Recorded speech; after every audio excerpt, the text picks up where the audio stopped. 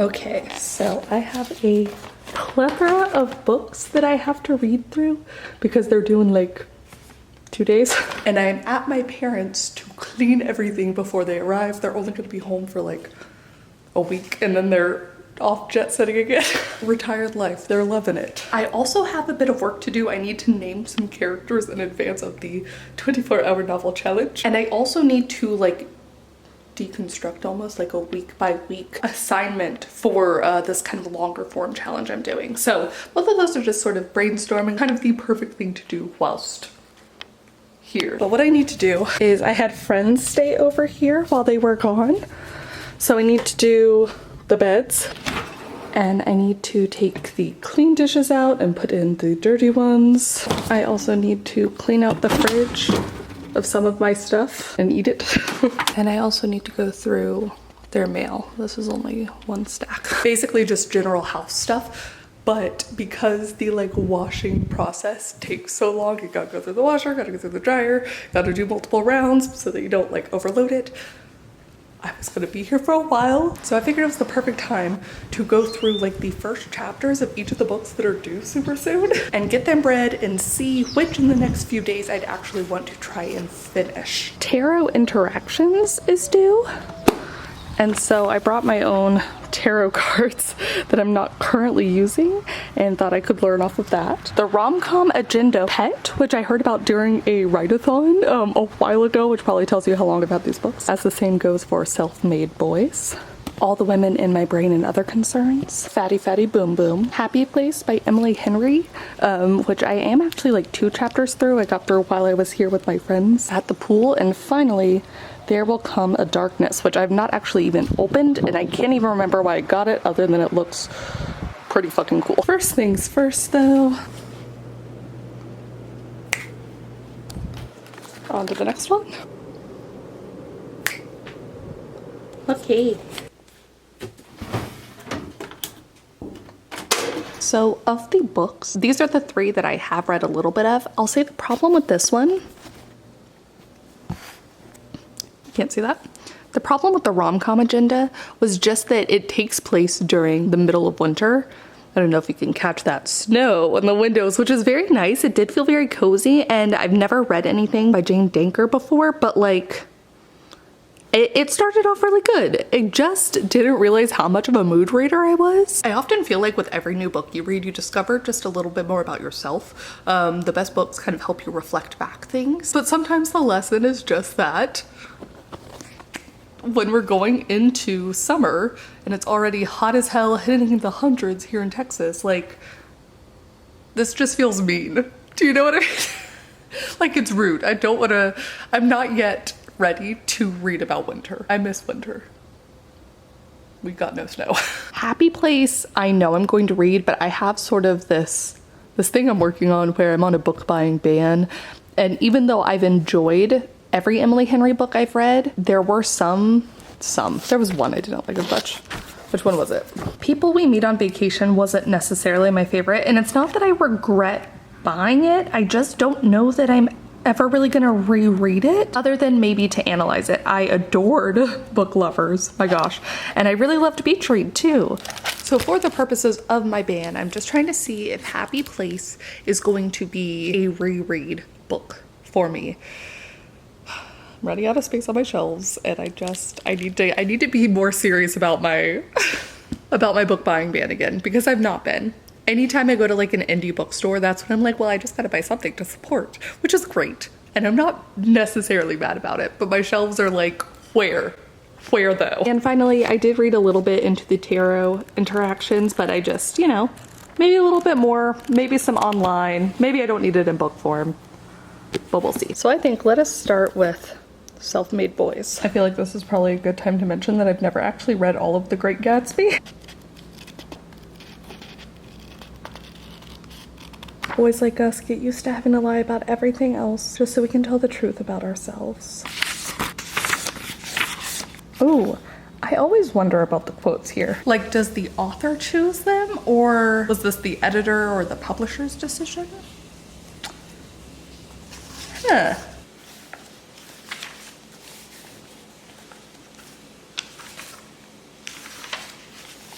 Oh, okay. That was kind of short. It starts with letters, and then very quickly we're traveling in chapter 1. This had a lot going on. The initial letters back and forth really clearly show the personalities of both Nick and Daisy, which I am always impressed by when you can like nail it really quick. That's the goal, right? And then as it continues on, we get to see like the parents at the start here being really supportive. They didn't want Nick to leave, and we get a really sweet moment with his dad. I will say another thing that I don't even know, this isn't even like a trope, it's just a thing that I like that is done sometimes, but 3 sensations at once, or like I noticed 3 things all at once. It's 1, 2, 3. Love that. It feels very real to life where you're like, wow. And I took a picture of this line that I really liked. But last winter I had told him and Mama that I was a boy. I said it in halting words, as though admitting an awkward, inconvenient fact, like a sweater a relative had knitted me didn't fit. And then we also get to see that Daisy is a few shades lighter than the last time I'd seen her. My cousin Daisy looked white. So the first chapter really sets up, I think, what we're about to sort of experience in the remixed version. So I told myself I was only going to read a chapter of each of these because this is more battle with time than anything else, but I would totally read another chapter of this one. Let me see, actually. At first I wasn't so sure because the letters are obviously letter writing and sort of prose writing are different things, and I was like, I don't know that I can read a whole book of these kind of letters, but obviously it's not a whole book of those kind of letters, so I think it's kind of a non-issue, but I was worried for a moment. I was like, I don't know. Oh, okay, the next chapter is quite short too.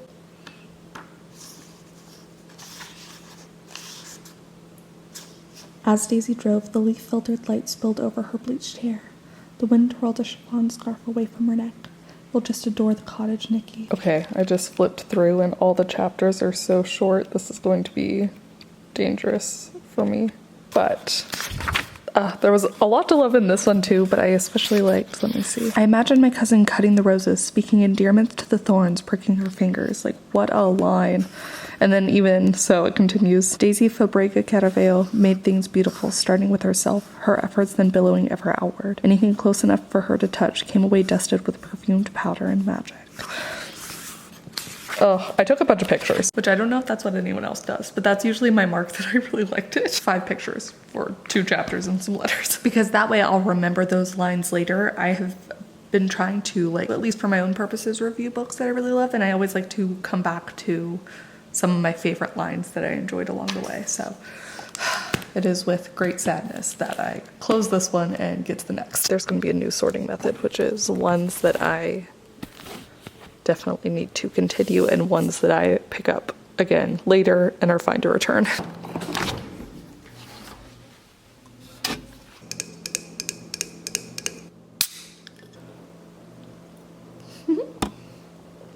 Yum.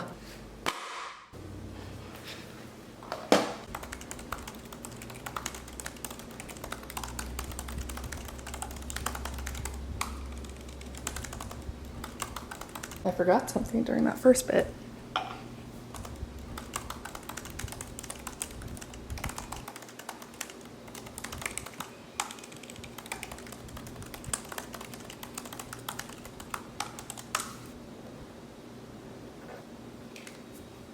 So I've been coming up with these sort of summer syllabus for the classes I want to take and basically just hold myself accountable for.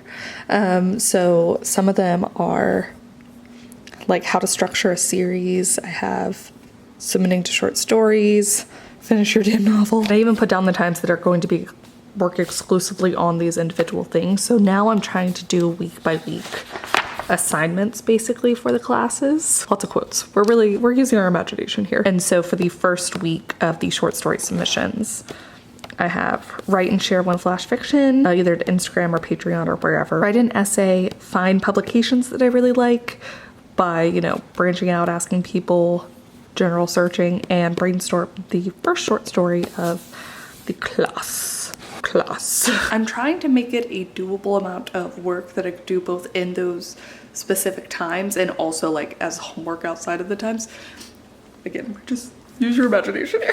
But I'm also going to be out of town for a concert for a little bit. So I'm gonna take a little break week. So basically I'm gonna use that to reevaluate things. So I only need to come up with the coursework for the first 3 weeks of this experiment.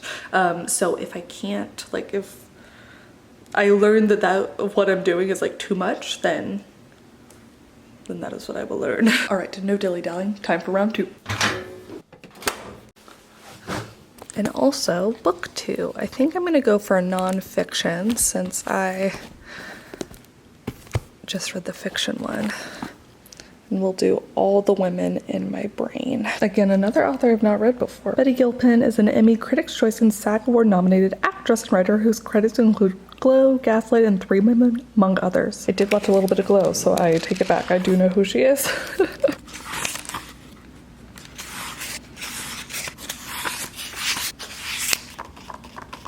There's something inside you and something different inside me and in Al Roker and Elian Gonzalez and your dentist that is insane and obscure and extraordinary. And yours. A tiny little pinprick of light. It's buried under lead bags of fear and oh well. Sometimes you think maybe it doesn't exist. Its externalization instructions are written in a dead language. Maybe one time you were given the chance to unearth it and let it float out and nothing happened. You take that as proof it was all in your head so you never try again. Maybe you're convinced that unless the world acknowledges your light is extraordinary, then it doesn't matter.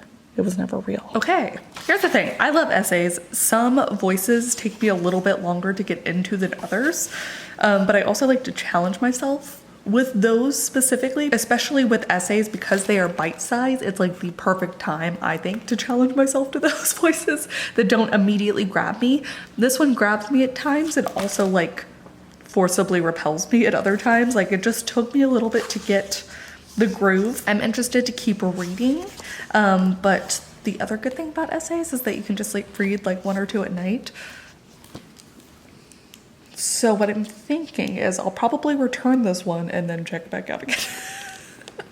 I feel more certain that this is not going to get read in the time frame, but I did have a little peek at some of the other chapters. They do still look really interesting. So I'm excited to see all the women in Betty's brain. But that does mean it can go right there.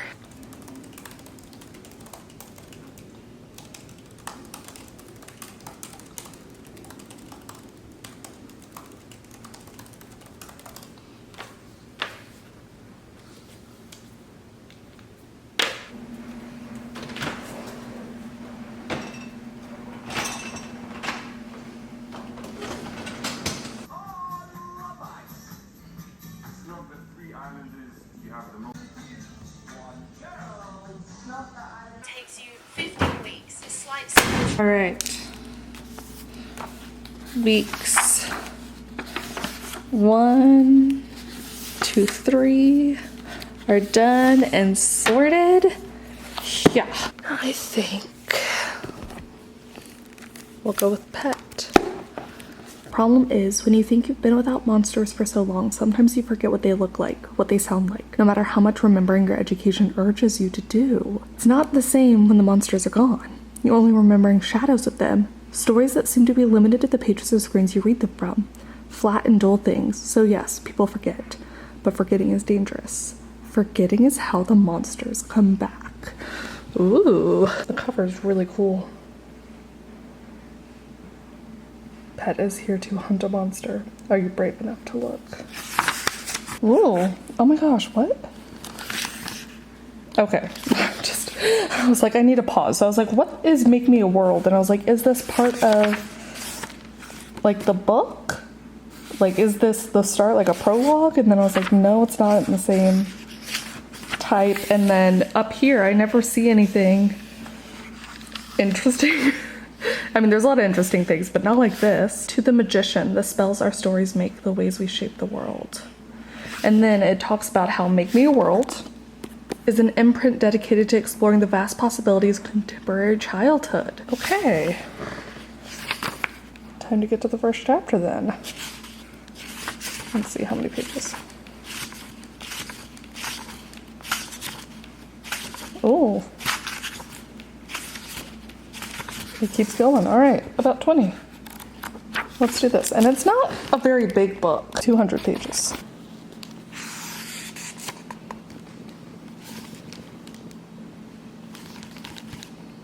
On to chapter 2.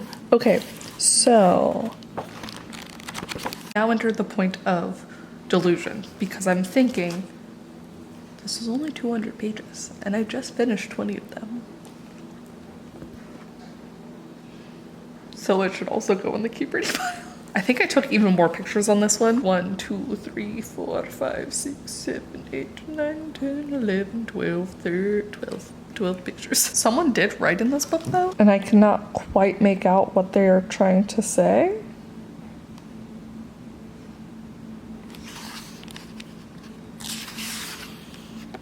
But it doesn't matter. Let's see. It's actually this page. No revolution is perfect. In the meantime, the angels banned firearms, not just because of the school shootings, but also because of the kids who shot themselves and their families at home. The civilians who thought they could shoot people who didn't look like them, just because they got mad or scared or whatever, and nothing would happen to them because the old law liked them better than the dead. The angels took the law and changed them, torn down those horrible statues of rich men who'd owned people and fought to keep owning people. The angels believed and the people agreed that there was a good amount of proper and deserved shame in history, and some things were just never going to be things to be proud of. I love the flow of this author's work.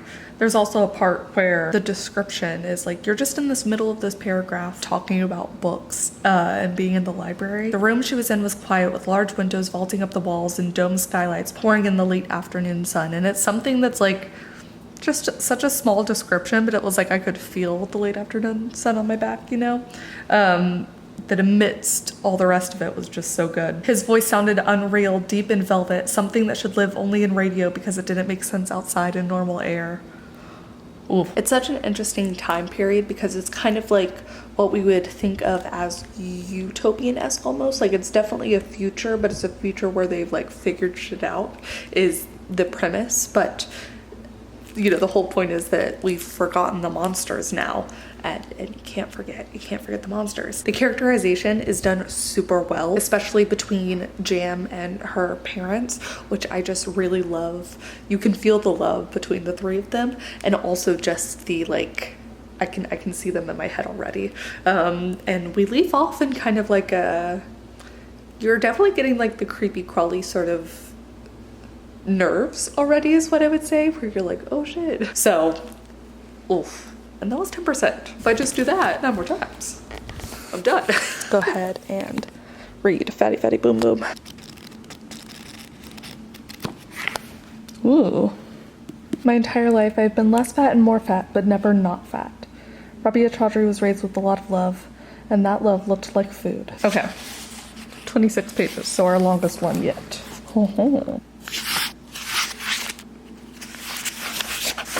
I will say, not finished yet, that reading all of the descriptions of food is making me hungry enough to have a microwave burger. Oh, okay. I loved this.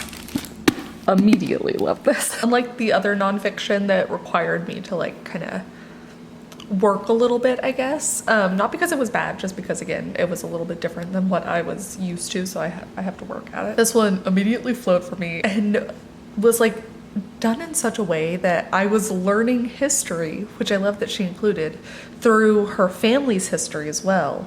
I am someone who likes the idea of history, like I find it fascinating, but when you put it on a human level, like a more individual level throughout the course of the history, I pay so much more attention. I could never memorize facts or dates or names or anything, but like you tell me a story, I'm in it. I'm gonna know now. And that's totally what she does. And then surrounded by these wonderful descriptions of food and also like the family dynamics before her arrival. And then joking about a misunderstanding where her mom, instead of feeding her just like 2 little tablespoons or whatever of half and half to fatten her up as a baby, fed her like 2 whole things of half and half. It's like, and that's where it all started, really. And I just, yeah, it was really good. And once again, I know for certain I will find this. The question is, can I finish this all in one day? My continue reading pile is about to be too high, but the library is not that far from me, so. Oh my God, and perfect timing. Okay. I'm gonna have to come back to this one because, yay, the last load of laundry finally sounded. And it's actually dry this time. Heck yes.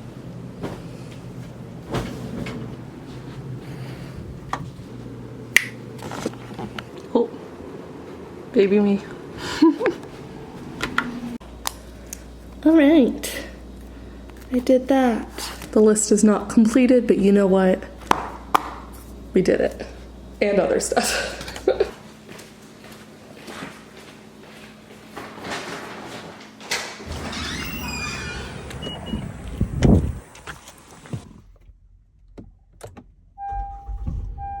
So I brought back all the books and I did some work this morning, and so after completing all of that, I have some errands to run. I'll have some more work to do in the afternoon, and then I need to pick my parents up from the airport. But in between then, one of those errands needs to be the library. So I still do have one last chapter to read, even though I'm pretty sure where I stand with the books that I'm going to keep and sprint read tomorrow.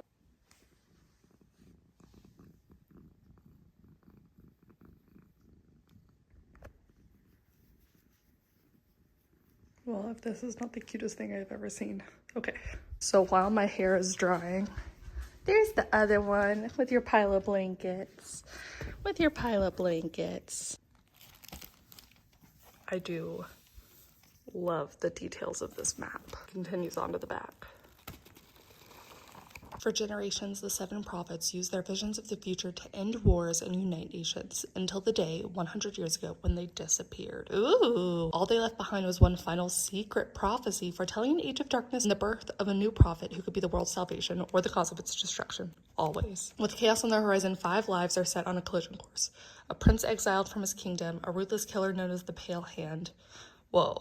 What a name. A once faithful leader torn between his duty and his heart, a reckless gambler with the power to find anything or anyone, and a dying girl on the verge of giving up. One of them, or all of them, could break the world. Will they be savior or destroyer? Ooh.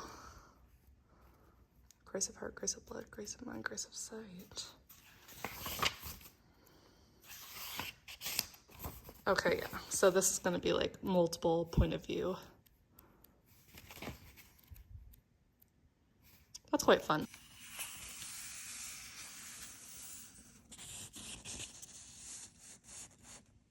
Okay.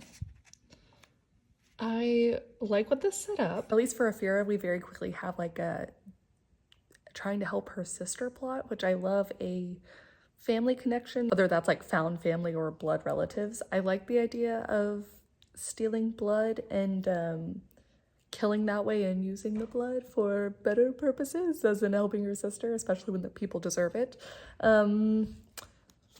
Yes. I didn't take as many pictures here, but I did think one line was pretty funny. The alcove used to be a storeroom for the acolyte caretakers who had tended to the shrine. Now it was abandoned, left for rats, rot, and for people like Afira who didn't mind the other two. I love that. I think I will be on the lookout for this book again, but I don't know that it's gonna be like top of the list or anything. Maybe I should check the reviews real quick and move it up the list. I don't even know how I found it. I think I just thought it looked cool. Have I heard anything about this? I don't even know.